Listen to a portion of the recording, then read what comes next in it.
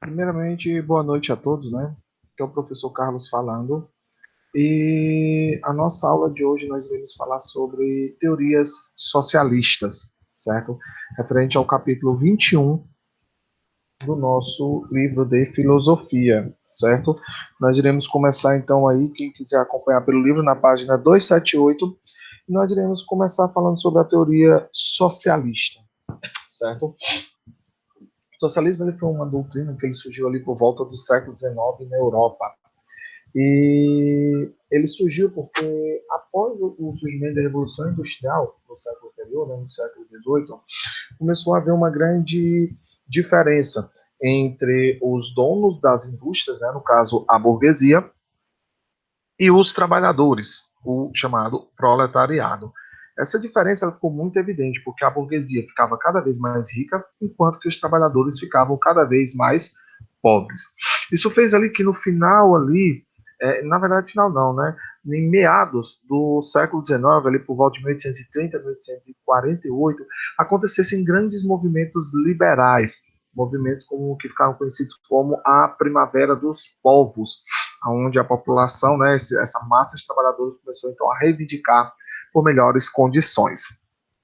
Isso se deu devido ao agravamento das diferenças sociais existentes a partir da consolidação do capitalismo. Como eu já havia falado, os burgueses muito ricos, o proletariado muito pobre.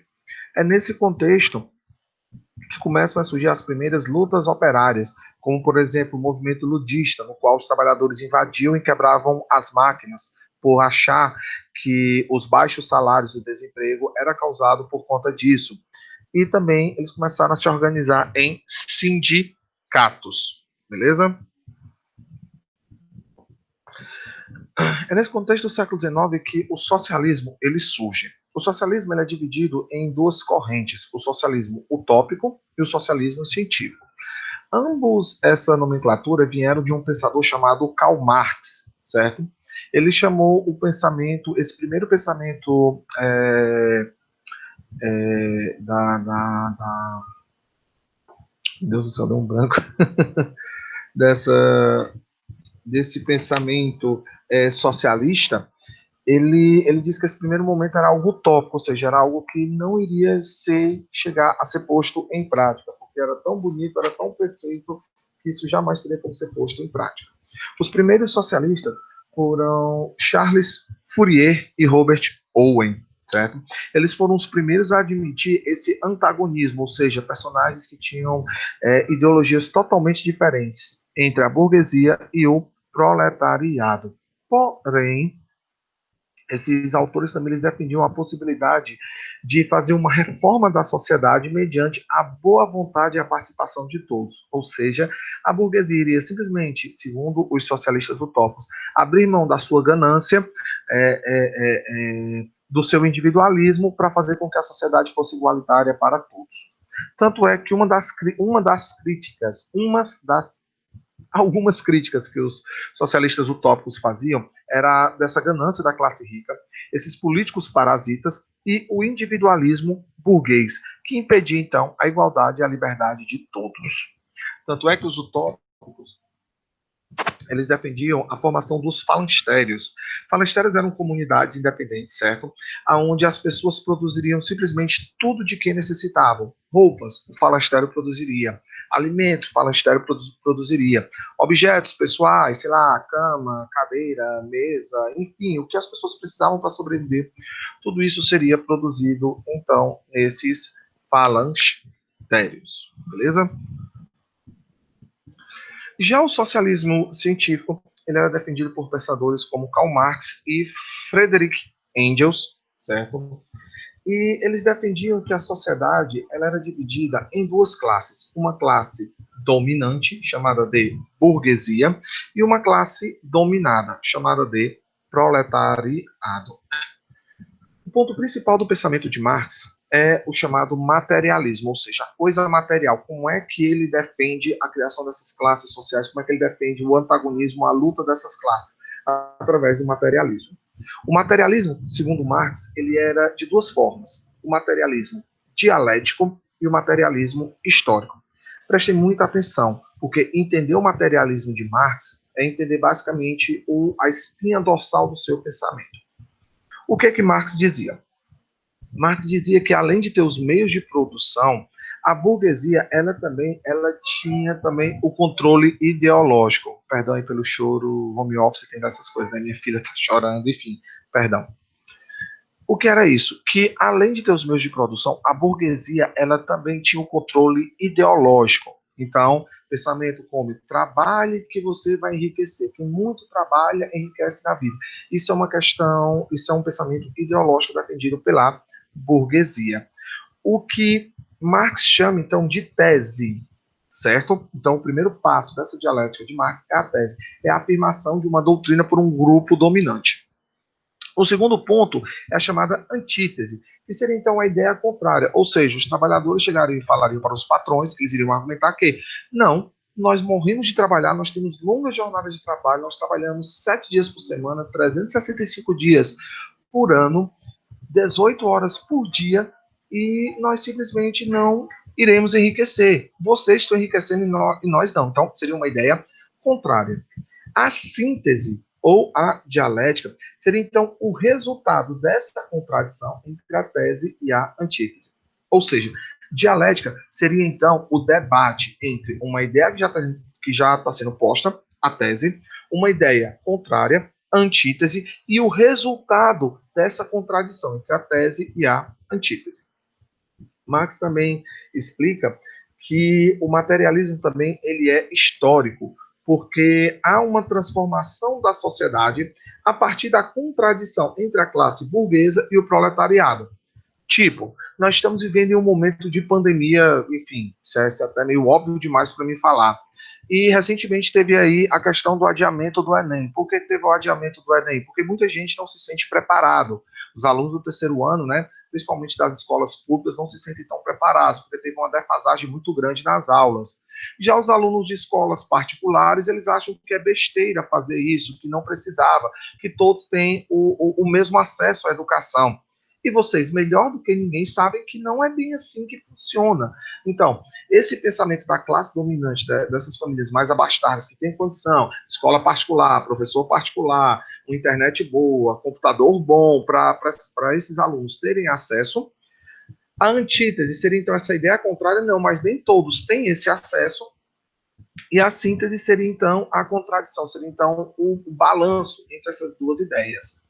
Nós não podemos descartar, por exemplo, que as famílias que têm mais condição, obviamente, elas têm condições também melhores de educar os seus filhos, de que esses jovens eles consigam uma boa colocação e uma boa faculdade, não que todos eles vão conseguir ou que vocês não tenham chance, não é isso que o professor está falando, mas que existe sim uma diferença histórica, uma diferença material. Isso é materialismo histórico. Marx também ele defende as relações de produção e a luta de classe. Como é que isso funciona? As relações de produção é a maneira como os seres humanos, em determinadas condições naturais e em determinado momento histórico, eles se organizam para executar uma atividade produtiva. Então, por exemplo, na antiguidade, tinham os agricultores, os caçadores, os soldados, os sacerdotes. No período medieval, tinham os camponeses, os servos, os senhores feudais.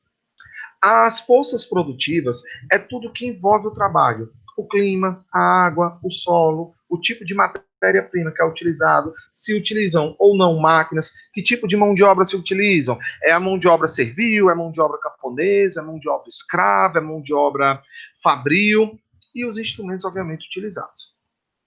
E os modos de produção é a maneira como a gente equaliza essas relações de produção e essas forças produtivas. Então, no sistema feudal, o sistema de produção era um. Já no capitalismo, o sistema era outro.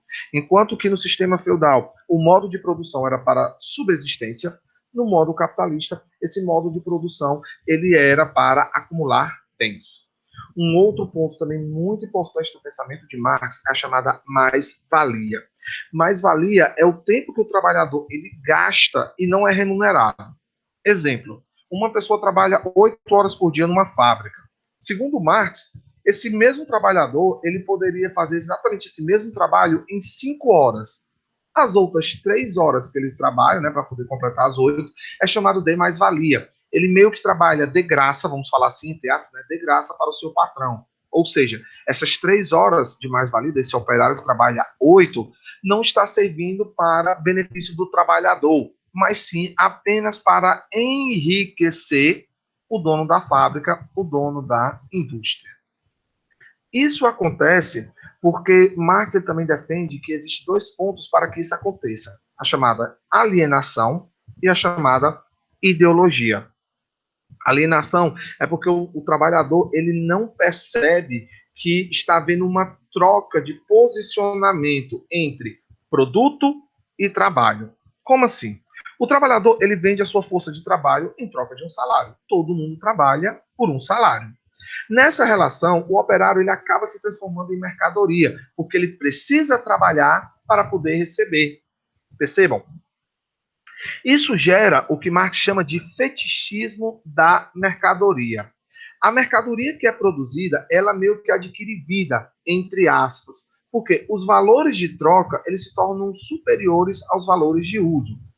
Tipo, digamos que para fazer um determinado produto, por exemplo, para se fazer um tênis da Nike e um tênis de uma marca, vamos falar assim, menos top, vamos falar assim, uma marca mais popular, uma marca menos famosa, eles vão gastar exatamente a mesma matéria-prima, eles vão gastar exatamente a mesma energia, eles vão gastar os mesmos salários para pagar os trabalhadores, mas, professor, o tênis da Nike é muito melhor. Pois é, aí vamos ter que entrar em outro ponto que não cabe a gente agora, mas que Marx explica um pouquinho mais lá na frente. Depois eu volto para essa discussão. Beleza? Em um outro momento. O que vocês precisam saber aqui e agora é que isso acontece porque aquele objeto que é fabricado, por exemplo, pela Nike, como eu estava falando, ele passa a ter um valor de troca superior ao valor de uso. Tanto faz você comprar um tênis de marca como um tênis que ninguém conhece. Ele vai lhe atender do mesmo jeito. Só que o da Nike é o da Nike. Isso também acontece na chamada reificação, que é quando o trabalhador ele se transforma em mercadoria e a mercadoria se humaniza. É como eu falei, existe essa inversão. O trabalhador, que é o ser mais importante dessa produção, ele passa a ser secundário. E o produto a ser fabricado, que era para ser algo secundário, ele passa a ser mais importante do que o próprio trabalhador. Isso acontece por conta da chamada ideologia, que a ideologia é que faz com que haja a alienação e que essa alienação ela não seja percebida. Então, o trabalhador, mesmo doente, mesmo cansado, mesmo sem ter com quem deixar seus filhos, ele vai trabalhar. Beleza? Pessoal, eu fiz aqui uma rápida explicação. Eu tentei não deixar a minha aula tão longa. Se vocês gostaram desse formato de aula, vocês, por favor, coloquem aí meu Deus do céu, no grupo do WhatsApp, certo? Eu estou online agora para vocês, certo? Quem quiser me chamar no privado também para comentar, só falar. Qualquer dúvida, por favor, tirem as dúvidas comigo. Pode me chamar no privado aí, sem o menor problema. Tentem resolver as questões. Muito obrigado pela atenção de vocês e até a nossa próxima aula. Valeu, pessoal. Forte abraço e até depois.